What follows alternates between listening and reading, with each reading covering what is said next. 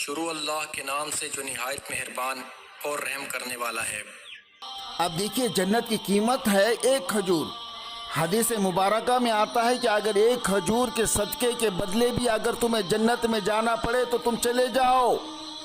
یعنی صدقہ اتنے اخلاص سے اور اللہ کو راضی کرنے کے لیے اگر تم نے ایک کھجور بھی صدقہ کر دیا تو فرمایا گیا کہ اللہ رب العالمین اس کھجور کی پرورش فرماتے ہیں، پھر وہ بڑھتے بڑھتے پہاڑوں کے بقدر ہو جاتا ہے۔ تو پھر اللہ رب العالمین کو اس کے اخلاص کی وجہ سے ایک کھجور کے بدلے اللہ جنت عطا فرماتے ہیں۔ تو اس لیے فرمایا گیا کہ کھجور کے صدقے کے بدلے میں بھی اگر جنت میں جانا پڑے تو تم جاؤ۔ وجہ کیا ہے؟ جنت تو بہت اونچی چیز ہے، بہت قیمتی چیز ہے، اور اس کی قیمت صرف ایک کھجور، کیا اس کے بدلے بھی جنت مل جائیں گی؟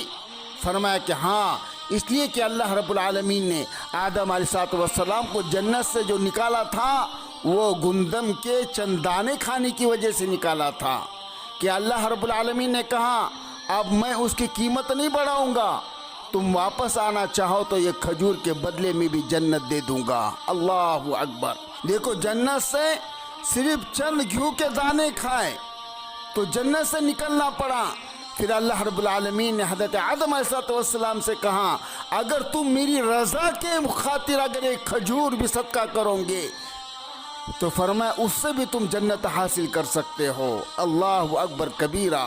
اور دیکھیے ابرہہ اپنا لشکر لے کر بیت اللہ کو گرانے کے لیے آیا تھا، اللہ رب العزت نے اس کے مقابلے میں کوئی ہتھیار اور توپ نہیں ڈالے بلکہ چھوٹے چھوٹے پرندوں کو متعین فرمایا، اور فرمایا طیرن ابابیل ترمیہم بحجارۃ، انہوں نے چھوٹی چھوٹی کنکریاں پھینکی، لشکر کو انہوں نے کھائے ہوئے بھوسے کی طرح بنا کے رکھ دیا۔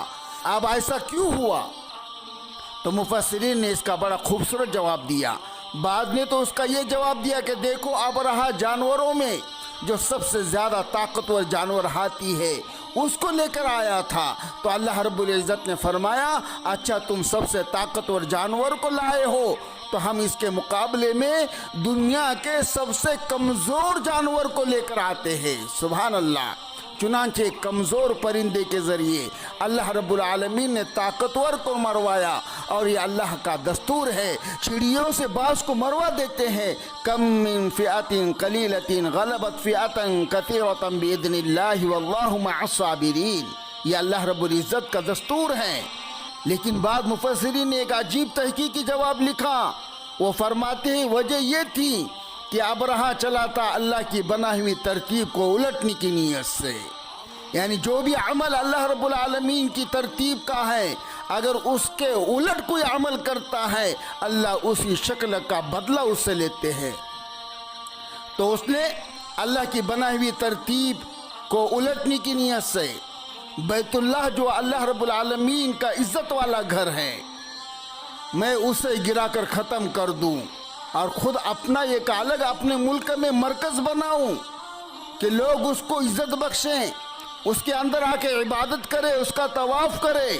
مطلب کیا تھا کہ جس کو دنیا میں عزت مل جاوے، یعنی جس کی کچھ عزت نہیں اس کو عزت دلانا چاہتا تھا، جس کا کوئی مقام نہیں اس کو مقام دلوانا چاہتا تھا، یعنی جو عزت والا گھر ہے اس کو مٹانا چاہتا تھا، یعنی جس کو اللہ نے عزت اور تکریم عطا فرمائی اسے ذلت کرنا دینا چاہتا تھا، اور اپنے ڈپلیکیٹ بیت اللہ کو وہ ذلت والے گھر کو عزت دینا چاہتا تھا۔ تو اللہ کی بنائی ہوئی ترتیب کو الٹنے کی نیت سے چلا۔ اللہ نے فرمایا اچھا آج ہم بھی اپنی ترتیب الٹتے ہیں۔ وہ اس طرح کہ ہمیشہ انسان پرندوں کا شکار کرتا ہے، لیکن آج ہم ایسی ترتیب بدلتے ہیں کہ دیکھو کہ آج پرندے انسانوں کا شکار کریں گے، ترمیہم بحجارۃ من سجیل۔ تو یہ اللہ کی ترتیب ہے، جو اللہ کے مقابلے میں آتا ہے اللہ اسی طریقے سے اس کے بنائے ہوئے پھنڈے کے اوپر اس کو ذلت عطا فرماتے ہیں۔ اللہ بڑا عظیم ہے، اللہ بڑے قدرت والے ہیں، اللہ بہت بڑا ہے، اللہ صمد، اللہ بے نیاز ہے۔ اگر چاہے تو کسی کی چھوٹی سی کھجور کے اوپر بھی اسے جنت عطا فرمائے، اور اگر نہ چاہے تو بڑے بڑے عمل کو منہ پر مار دے۔ اللہ رب العالمین ہمیں اللہ کی ذات کا یقین عطا فرمائے، اور جو بھی عمل ابھی رمضان مبارک آ رہا ہے اس کو یہ اخلاص کے ساتھ میں اللہ کو راضی کرنے کے ساتھ میں ہر عمل کو کرنے کی توفیق عطا فرمائے۔